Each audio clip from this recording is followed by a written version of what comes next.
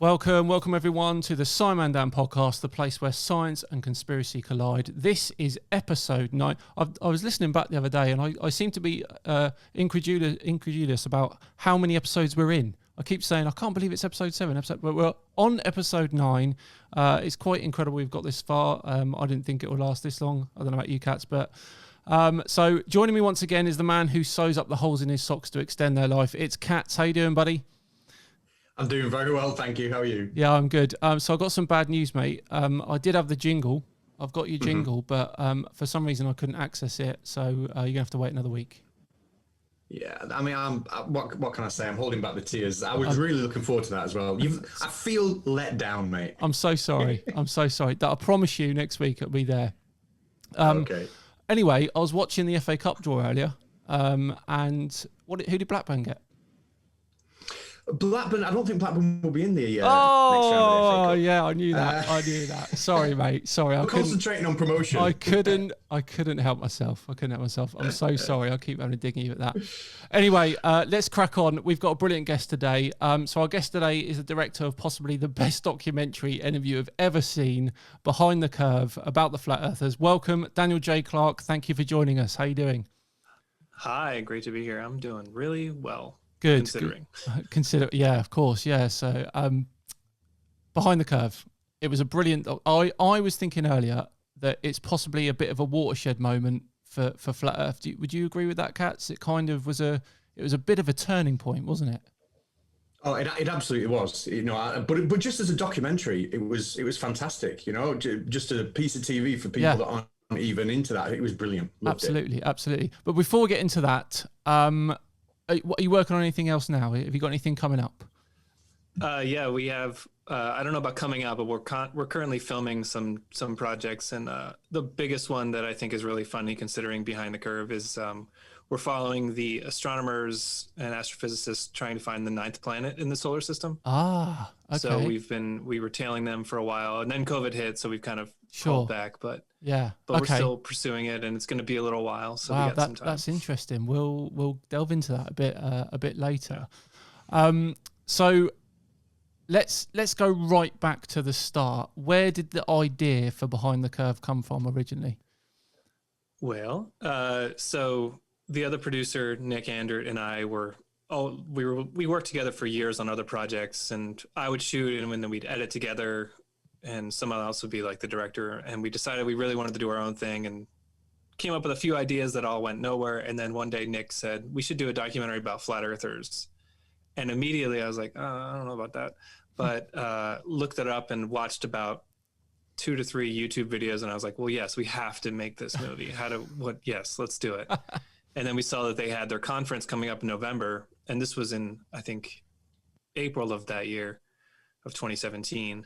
And we said, all right, let's do it. Let's find like the key players at the conference, and let's see who like the main YouTube based flat earthers are, like kind of like higher up, whatever people that flat earthers trust.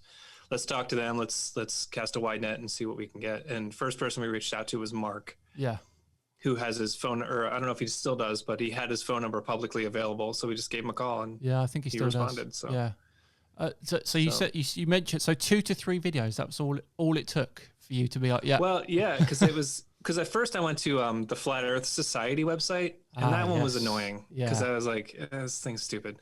Because it's just like, I don't know what's going on there, but all the flat earthers will tell you that's a troll site anyway, and that's what it felt like. Yeah. But then I started watching like the other videos, and I think I came across Mark and probably some Dubé stuff, and I was like, all right, well, there's something here that we really need to explore.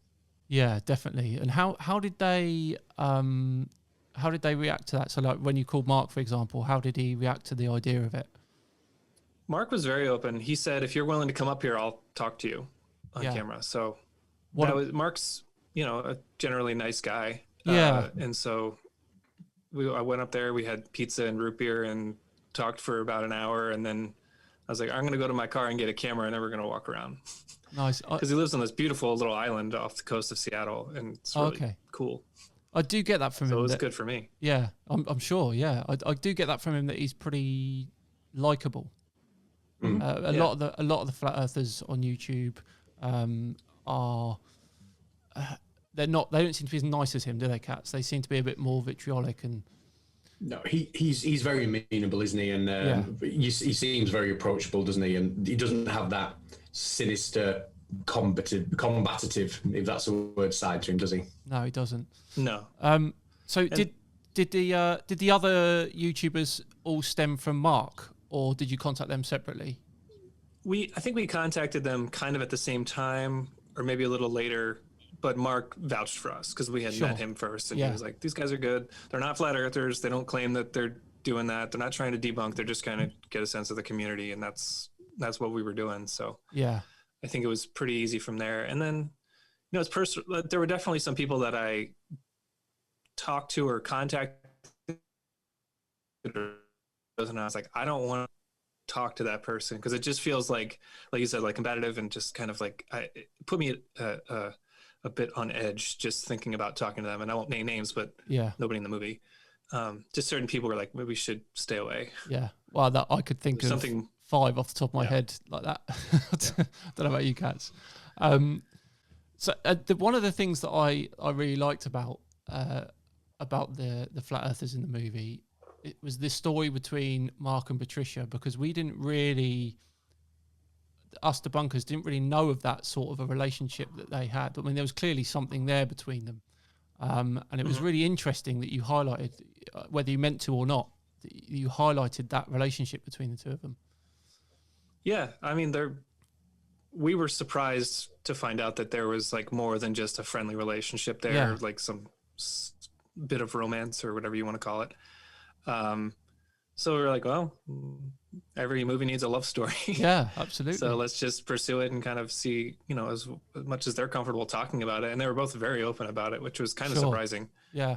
I've chatted a bit with Patricia on through Instagram, and she seems really nice as well. Mm-hmm. Patricia's was extremely nice to me. Yeah. And I do, like, after the movie came out, we showed pretty much everybody in the movie. Like, Bob came to the festival in Denver, Patricia saw it in Toronto with Mark, and generally they all responded very positively to it, until I would say it came out on Netflix and the reactions started happening. Yeah. And that's when people who were in the movie started regretting it. Like Jaren was, when the clip of Jaren went on Reddit, that was a big moment. Also kind of spoils the ending, but whatever. Yeah. And a lot of people started getting really mad at them because, what they had done was now being used against them. And so the reaction came then, and I started feeling kind of bad in a way, because like a lot of these people, like especially Patricia, she started getting attacked brutally, and that's not what we wanted, and it's not what we were trying to do. So I feel bad that happened, but at the same time, that's, we can only do so much as the documentary team. Yeah. I mean, I wouldn't feel too bad on the Patricia front, because I think she was getting attacked before that anyway, from a lot within Flat Earth, I think. Yeah. Certainly. But what I didn't understand was, because I watched it before it came out on Netflix, and it was the same documentary before it came out on Netflix, and but they were happy with it before, but not afterwards. Is that purely because of the reaction from other flat earthers, or just from general public? I think a mix of both. I think the Netflix, it was available on like Amazon and iTunes and all those other sites, but once it came on Netflix, I think it became just way more available, and people, if you already had Netflix, it was free to stream. So whatever, people were watching it more and started talking about it more. And I think once the conversation got larger and it kind of fell into like a more mainstream audience, then people would like link to it in response to Flat Earth videos and say like, oh, well, you guys proved yourselves wrong here. And that clip on Reddit, like I mentioned, like that was pretty big, and people using that as a reaction to like Bob or Jaren. And I think that started souring the relationship a bit, and just became, different than when it was just available for rent or purchase. Or whatever. Absolutely. I mean, Katz, you highlighted a bit, didn't you? A bit of a scuffle after it came out with Bob and Nathan Oakley. Do you know who Nathan Oakley is, Daniel? Mm-hmm. Yeah. So I think you highlighted quite a lot, didn't you? I think you called it the two biggest. Oh, it was It was incredible. Yeah, absolutely incredible. I mean, Bob was obviously defending his what he did, with the fiber optic gyroscope and how he was trying to conduct proper scientific experiments. And Nathan Oakley, he just went at him like an absolute animal, didn't he? It was horrendous. Yeah, absolutely horrendous. It wasn't pleasant viewing at all, was it?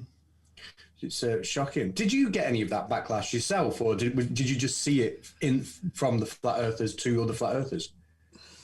I think a few people reached out to me and just, cursed me out on Instagram or whatever. But generally speaking, no cat, it's okay. Sorry, my cat's trying to jump up on me. I know that. Generally speaking, they were, they didn't really talk to me. The only reaction I really had was the Los Angeles film premiere. We were at the LA Film Festival, and afterwards, one of the guys came up to me and he was pretty intoxicated and was very threatening. Yeah. And threatened violence on me. And I just got myself out of the situation as quickly as possible. And everybody in the flat earth community was like, hey, that was not cool. Yeah. Like, sorry that happened to you. So that was like a rare thing to happen. But I think verbally people don't really like me. I'm sure they wouldn't want to talk to me if I was around. And was that from some of the people in the documentary that it was a guy who was in it, but he wasn't featured very heavily. Yeah. Like he appears in the footage. So. Yeah. Okay. Because there was quite a lot. I mean, the conference, they all go to the conference, don't they? And there was obviously, I noticed, I don't know, 30 or 40, I would say, maybe from the time I've been doing things on YouTube. I mean, I personally I've milked the Bob thing for possibly all it's worth now. And seriously, I need to thank you for that, because I have made a meme out of it, and every time, 1 in 20 or 30 comments, someone will say at 15 degrees per hour. There's people called Bob Nerdell 15 degrees per hour on YouTube that it's completely blown up. And so I just wanted to give you a thank you for that, because I really milked it for all it's worth. I think we talked about this, didn't we, with Jamal Khalili, how Bob could potentially be quite good at science if he didn't have these opinions before doing any sort of experimentation. He's got a lot of get up and go, isn't he? And practical skills for building equipment, using equipment. He's probably quite handy on the old engineering side. And like I said, if he didn't have the foregone conclusion that the results will either prove flat Earth or we will make them prove flat Earth, he'd be quite talented, wouldn't he? Yeah, he absolutely would. Yeah. Bob came across me as very smart, very technically minded. Yes, he speaks well. I think, and that was a big question for us, because we were talking to him and we'd reflect on it and be like, it's just interesting, like that there's just a hurdle that he's not able to get over, which is gravity, like the concept of gravity. Yeah. Just wasn't working. And it was interesting to see like someone so smart and so with it, like he's not crazy or anything. He's just, he believes in this thing. And he just had like, it seemed like a lot of flat earthers, like gravity tended to be the biggest hurdle. Yeah. Just the idea of this force that we can't quite understand why it exists, but we just know it exists. That was a tough hurdle, and it continues to be. Yes, absolutely. Yeah, we see it all the time. The filming must have been a lot of fun to do. How much stuff was left out? Is there any good stories you could tell us about anything that was left out? Yeah, we tried to make some deleted scenes, like for like the DVD and whatever. Like whatever, and I think we have some on YouTube as well, just because like there were a lot of things that were like, this is interesting, but it doesn't make sense in the movie because it's a side story. There was this meetup in Houston that I went with Patricia to, that she hosted, and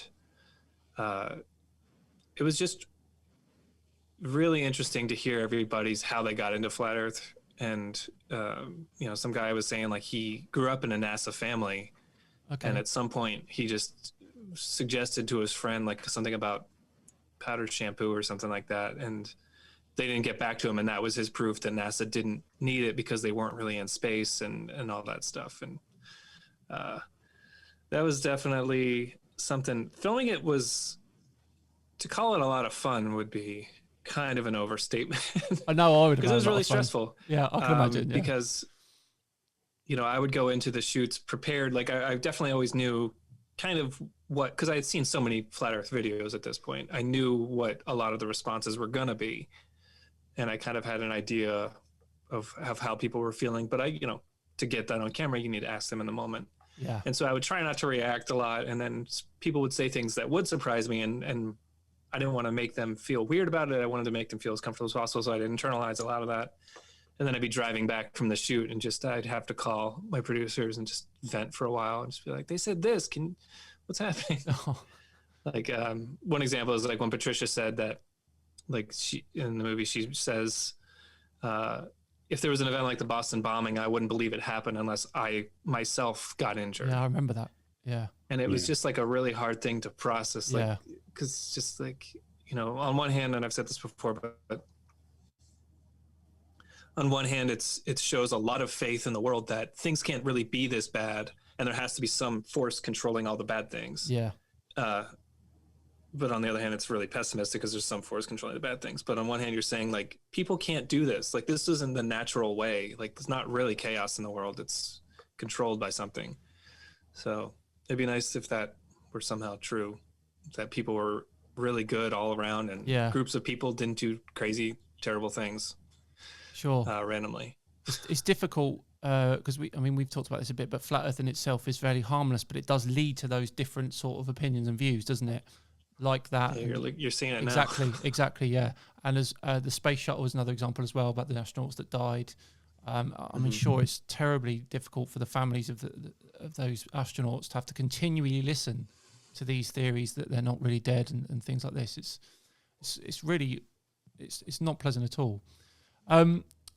Any plans for going back, or have they washed their hands with you, the flat earthers? I think we kept in touch a little bit with Mark. Just every now and then he'll send us an article or mention something that he thinks we'd be interested in. Yeah. There's no real follow up to the movie. We don't think you finished it nicely.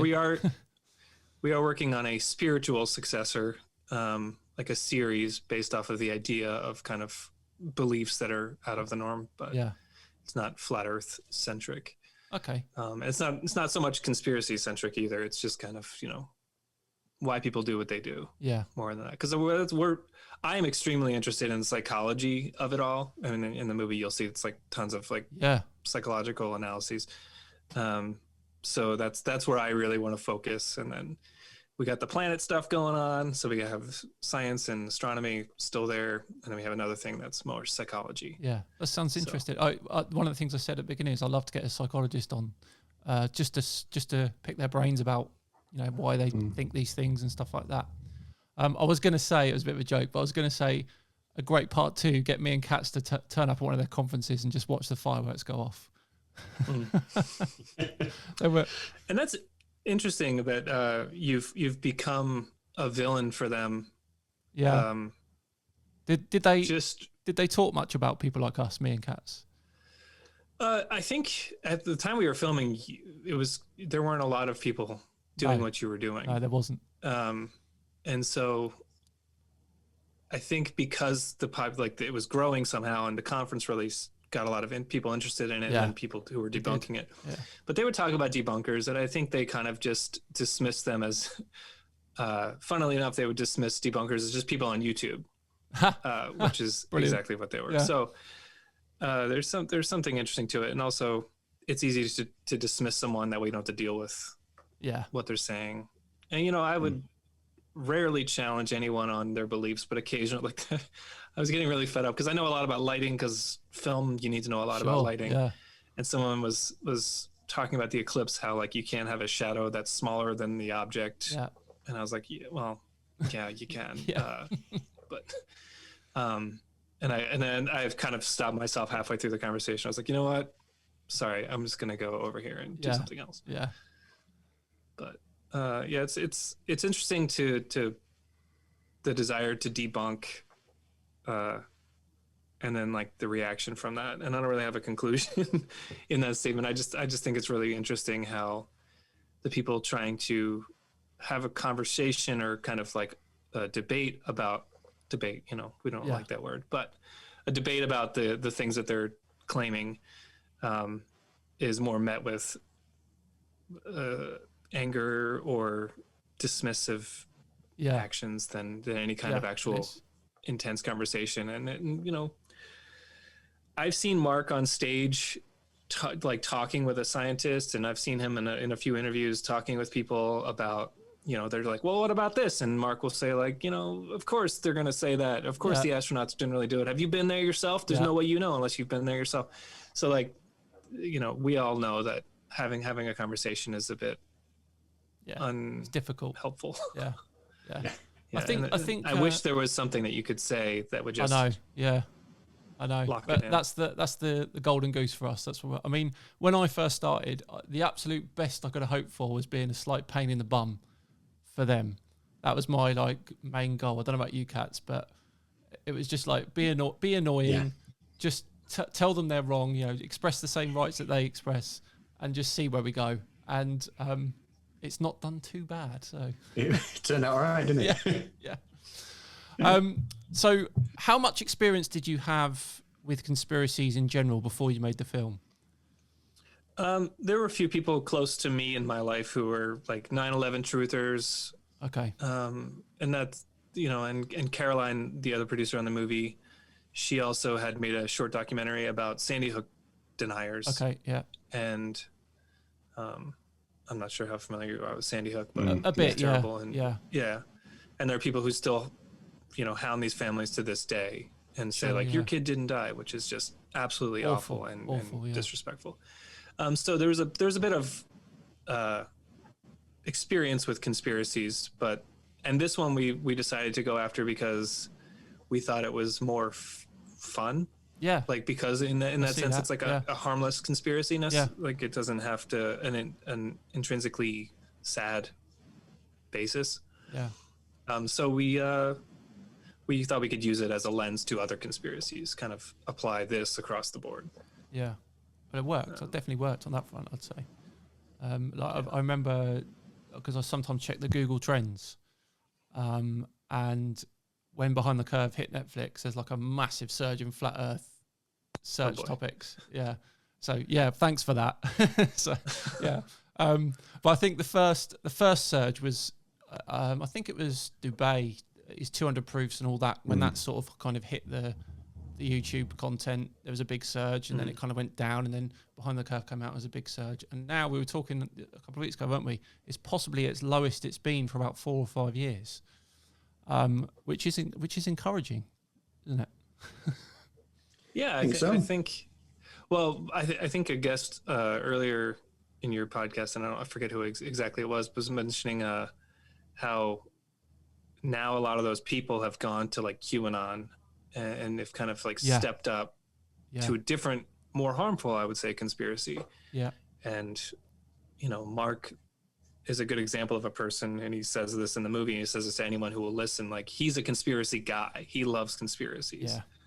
So the more the merrier. And I think a lot of people in the community are like that, where they're like, all right, flat Earth, it's true, but we're not worried about it because right now we're going to focus on QAnon. And, we just had one of the darkest days in American history just happened because of a conspiracy theory and because of an online community. And stinks. Yeah, absolutely. So I was doing a bit of research the other day, and it said in a recent survey that only 32% of Americans think that all conspiracy theories are nonsense. So flip that round, 68% think possibly believe in at least one conspiracy theory. Is that quite worrying? I mean, I guess it is, isn't it? Depending on what that theory is, I guess. I would say it really, really depends, because it also depends how deeply, because I watched a movie recently. Someone asked me to see a cut of their movie. It was about Bigfoot, like Sasquatch. And I was like, it is what it is. But some people are, really claiming that it happened. And I was like, I don't know. I can't deny that. I won't say that's conspiracy, but that is definitely like something I can't prove, and I have no reason to believe it. But I'm just like, why not? So I don't think I'm immune to conspiracy thinking. And I think there are conspiracies out there. They're just not as cool when they get uncovered. Absolutely. But yeah, to conspiratorial thinking is, I think, on itself like a style of thinking. And so if people get really into it, they're just willing to dive into anything. That's one thing. But if someone's just like, they discovered, I don't even know. Well, we say that all like the time. UFOs, Yeah, we say it all the time. Thing. Like they're kind of predisposed to believe in conspiracies, aren't they? That's their way of thinking. And it was like, I'd imagine that most flat earthers probably doubted the moon landing before they knew about flat Earth, and it was kind of like the perfect thing for them to jump onto. I'd imagine flat Earth. Just because and of it's that very easy. content. Like, why did they fake the moon landing? Because it all fits together. Yes, yeah. Because I had a really good chat with a guy called Michael Butter last week about there was 3 things about conspiracies that kind of happen all the time, and you can link it to any conspiracy. It's something like it's all connected, nothing happens for a reason. And I can't remember the third one, but it was like you can literally link it to any conspiracy theory, and the flat Earth one with it's all connected works perfectly because they genuinely think that everything is connected. NASA, flat Earth, all the mainstream science, everything. It's like a big connection everywhere going. It was actually quite interesting chat. But so tell us about this new one then, the 9th planet. What's going on there? Is it genuine astronomers that you're talking to? Yes, it is very so. Mike Brown, if you know the name from his Twitter handle is Pluto Killer. Right. He's one of the main people responsible for demoting Pluto. Yeah. He has he and his colleagues and a lot of other people across the country in different colleges and research facilities have all speculated that there could be a 9th planet, basically twice as far as Pluto, right, and about 5 times more massive than the Earth. So it's not huge, it's not Jupiter, but it's big and it's far. Okay. This happens because there are a lot of objects past Neptune. Yeah. That we can see their pattern, and they're all being kicked up by some sort of gravitational force. And all of their models suggest that this could be because of a massive object far out. And so that's their theory, and it's been proven, and it's they've done a lot of research to prove themselves.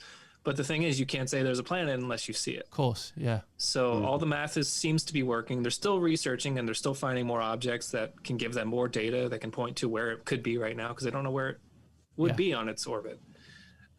So we've accompanied a few different astronomers to telescopes in Chile and Hawaii, and they've surveyed the sky looking for these images. But the thing is, it could be a planet of ice, and it could be really reflective and really bright.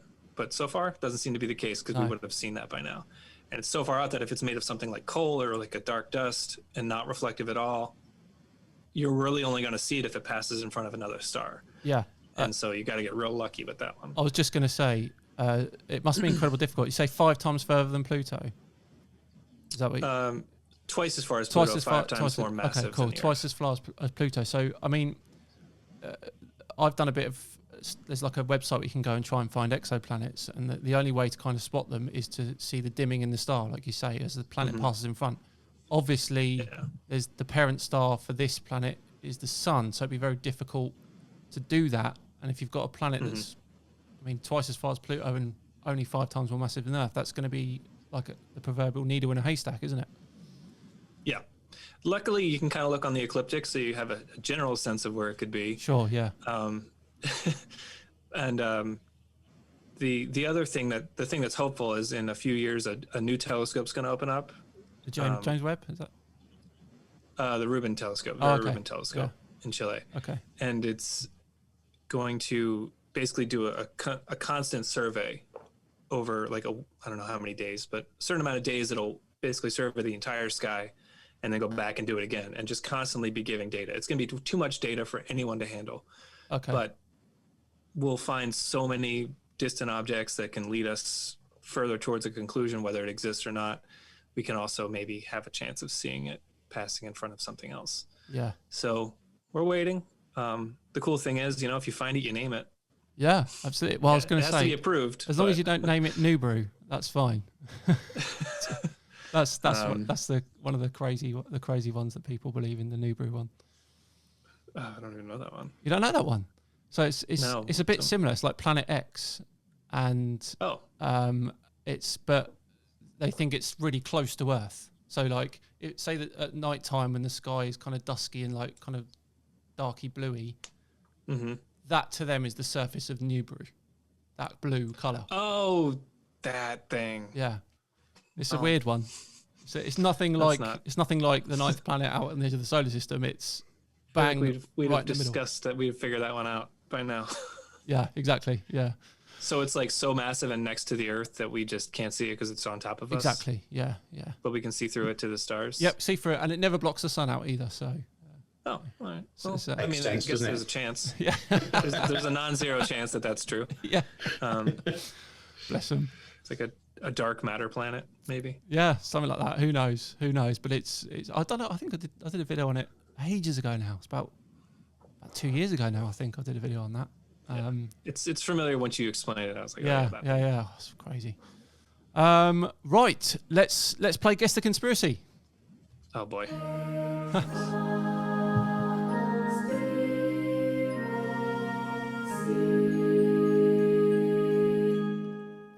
Okay, I feel like you guys have had some time to really hone in your technique on these. So I'm nervous. Don't count your chickens yet.